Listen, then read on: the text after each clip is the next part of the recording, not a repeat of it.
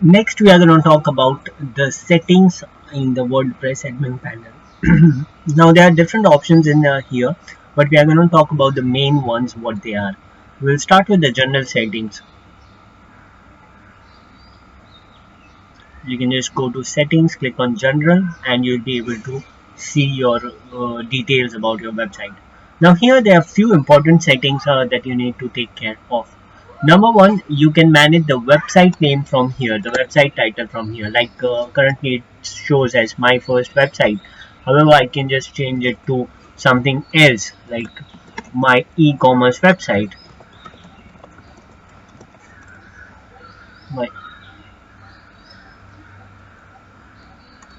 my e-commerce web store for a change. And I can also change the title of the same, like get all goods you need.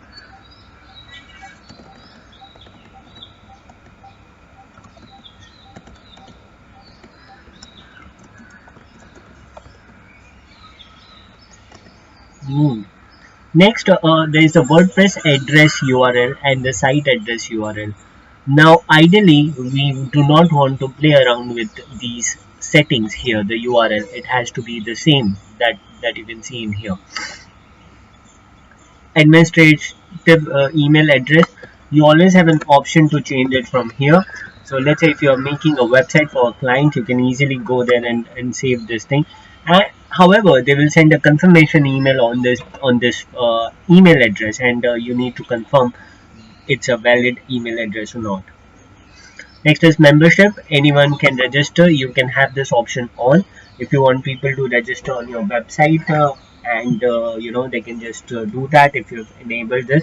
I would not recommend this at this stage, okay, unless you are doing a social media website or some other type of website where people actually require to register. You can just leave this unchecked. New role. So let's say if a subscriber, if you're keeping the registration option open, what type of registration can the person get? What status does he get? Now these are the four main status overall on WordPress. The administrator, currently we are logged in as an administrator. Editor has some less privilege than the administrator, where he can manage only the content which is there and not play around with the settings and appearance, etc.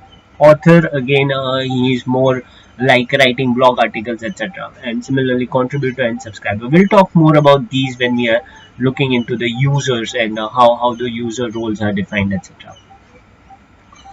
Next, the language, we selected a language in the start of the installation and it will display the same.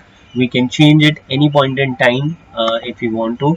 However, I would not change that at this moment. You can also select the time zone. It's always recommended to select the time zone which you are located in, and you get a better uh, this thing options in terms of you've got all the time zone options which is there. This is helpful, especially let's say when you want to schedule post. So there's an option to schedule post. So if you are putting it your time zone, that will help you a lot.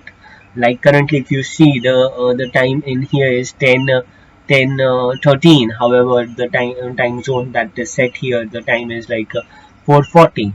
So there's a slight difference in the timing. So I may want to adjust this timing from here.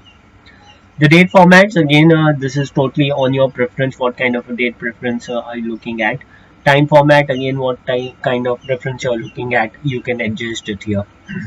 And your week starts on Monday. If you are in some other country where it starts from say Saturday or Sunday, then you can change it, update it to that. We can just simply hit the save changes button and all the changes will be saved.